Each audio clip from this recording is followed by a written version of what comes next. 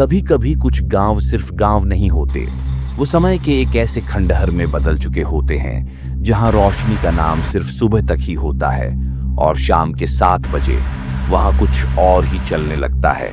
विवाहिता जोड़ी अर्जुन और सुनीता शहर में 4 साल बिताने के बाद पहली बार गांव लौट रहे हैं। बस देख लेना, गांव पहुंचते ही सब हमारी शादी की बातें करेंगे। शहर में रहकर इतना बदल गए हैं। और तेरा वो भाई चंदू, वो अब भी वैसा ही मूर्ख है क्या? मूर्ख नहीं, गांव का इकलौता जुगाड़ू आदमी है।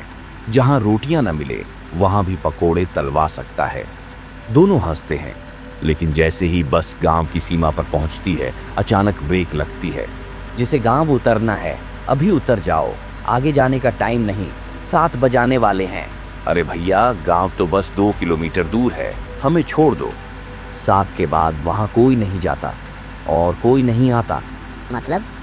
बस उतर जाओ, हम नहीं रुक सकते। शाम के 7 ये सिर्फ एक वक्त नहीं था, गांव के लिए ये एक अलार्म था।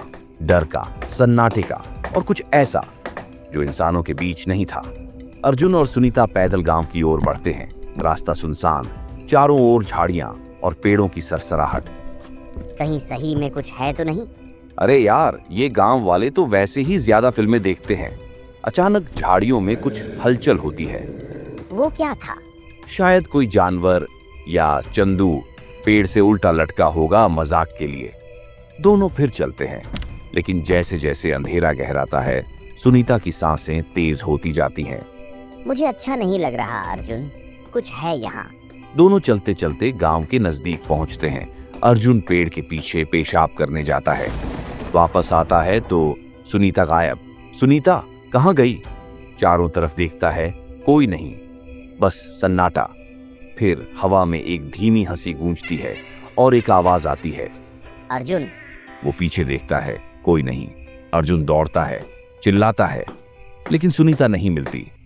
सुनीता चली गई थी और पीछे रह गया अर्जुन, टूटी हुई सांसों और एक सवाल के साथ, क्यों 7 बजे के बाद कोई नहीं जाता गांव में? अर्जुन अब गांव के घर में है, गुमसुम।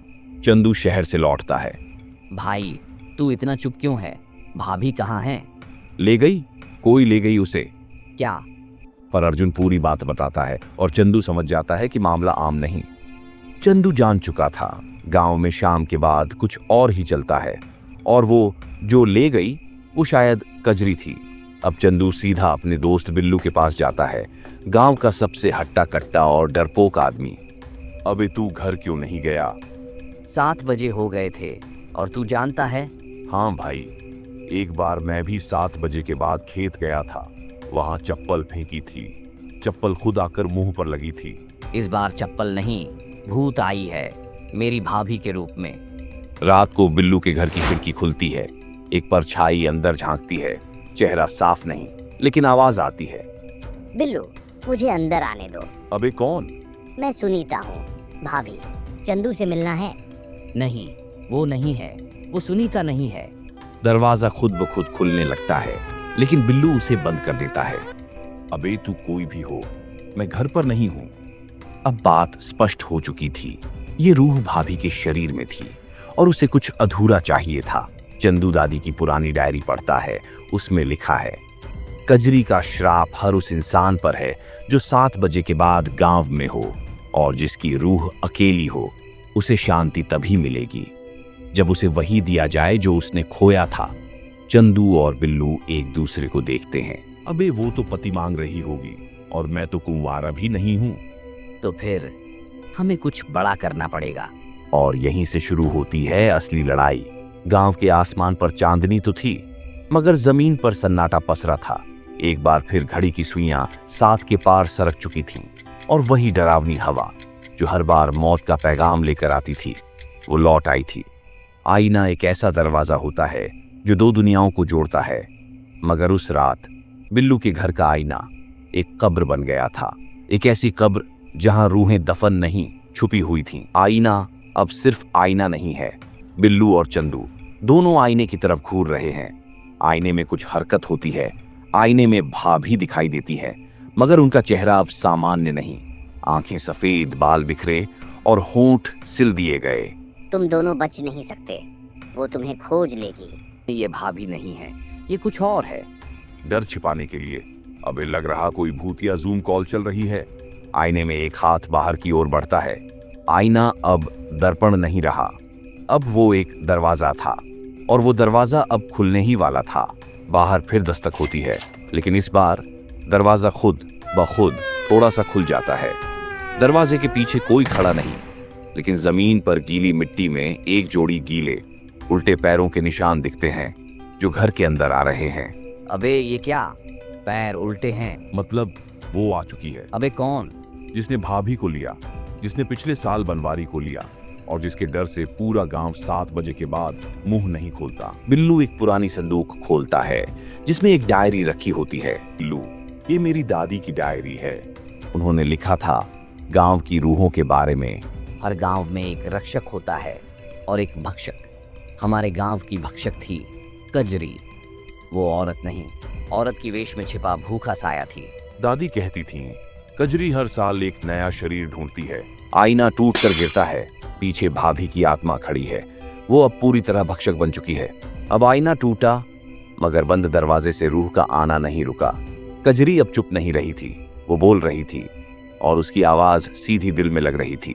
बिल्लू कजरी को देखकर, अरे बहन, माचिस दे दो, डर के मारे अंदर की गैस लीक हो रही है। कजरी सिर्फ घूरती है और एक उंगली से दीवार पर कुछ खरोंचने लगती है। दीवार पर लिखा जाता है, अब तुम भी हमारे हो। अबे बिल्लू, ये कौन सी भाषा है? ये तो हिंदी ही है, पर खून से लिखी गई है। अब डर मजाक नहीं रहा था, अब ये असली था। और बिल्लू चंदू के पास 2 ही रास्ते थे, या तो घर में रहो और मरो, या बाहर भागो और फिर भी मरो। बिल्लू और चंदू अचानक दरवाजा खोलकर भागते हैं। गांव की गलियां अंधेरे में डूबी हैं, हर ओर सन्नाटा। अबे सीधा चौपाल की तरफ भाग, वहां पगला हरिया सोता है, उसको भी साथ ले लेंगे, भूत भी डर जाएगा। हरिया नहीं, उसकी लुंगी देखकर हम डर जाते हैं। पीछे से फिर वही महिला की हंसी अब पास आती जा रही है। चंदू की चप्पल टूट जाती। अबे मेरी बाटा फेल हो गई, साला सस्ता में लिया था, अब जान जाएगी। कभी कभी डर से भागने की कोशिश डर को और करीब ले आती है। कजरी अब दूर नहीं थी, वो अब उनके साथ चल रही थी, बस उन्हें पता नहीं था। गांव की गलियों से भागते हुए चंदू और बिल्लू सोच रहे थे कि डर सिर्फ गांव में था, लेकिन उन्हें ये नहीं पता था कि कजरी अब जगह नहीं, जिस्मों के साथ चलने लगी थी। जहां ये जाएंगे, डर वहां पहले से होगा। डर से भागकर तो जान बच सकती है, लेकिन डर का पीछा तब तक नहीं छूटता जब तक उसका सामना न हो। अब बिल्लू और चंदू को समझ आ चुका था, कजरी से भागकर नहीं बचा जा सकता। अबे बिल्लू, मुझे याद आ गया। क्या बे? दादी कहा करती थी, गांव के पूरब में एक पुराना कुआं है जिसमें कजरी को पहले बंद किया गया था। अबे वही मौत का कुआं, जहां लोग झांकते ही गायब हो जाते थे। हाँ वही, शायद वहीं से ये सब फिर से शुरू हुआ है। हर आत्मा का एक मूल होता है, और कजरी का मूल था वो पुराना कुआं जिसे गांव वालों ने बरसों पहले मिट्टी से बंद कर दिया था। दोनों उस ओर बढ़ते हैं। चारों तरफ झाड़ियों की सरसराहट, उल्लू की आवाज और बीच बीच में कजरी की हंसी हवा में गूंजती है। अबे ये सब देखकर लगता है हम सीआईडी के पुरानी एपिसोड में घुस गए हैं। बस तू एसीपी बना रही हो, वरना डायलॉग मारने से भूत नहीं भागेगा। कुएं तक पहुंचना जितना डरावना था, उससे भी ज्यादा डरावना था वो कुआं खोलना, और जो उसके अंदर था उसका सामना करना। दोनों झाड़ियों को हटाते हैं और एक टूटी हुई ईंटों से ढका कुआं दिखता है। ऊपर कुछ पुरानी हड्डियां और राख पड़ी है। अबे ये क्या है? शायद वो लोग जो इसमें गिरकर लौटे नहीं। बिल्लू ध्यान से देखता है। कुएं के पास कुछ लिखा होता है, जो लौटे वो इंसान नहीं रहे। गुलाटी खाते हुए पीछे। अबे मैं तो वैसे ही थोड़ा जानवर था, अब भूत न बना दे ये कुआं। मजाक बंद कर, जल्दी कर, कुछ तो आ रहा है। कुएं से सफेद धुआं निकलने लगता है, और वही आवाज, कजरी की हंसी, तेज होती जाती है। अब कुआं खुद पुकार रहा था, जैसे कोई अंदर से बाहर आना चाहता हो, या कोई बाहर से अंदर जाना। बिल्लू, एक आइडिया है। दादी की डायरी में लिखा था, जिसे साया बांधे उसे वहीं लौटाओ जहां से वो आया। मतलब भाभी की रूह को कुएं में लौटाना होगा? हाँ, पर अकेले नहीं होगा। हमें उसकी कोई चीज चाहिए, कुछ जो उससे जुड़ा हो। भाभी की चूड़ियां, हाँ, वो कमरे में थी।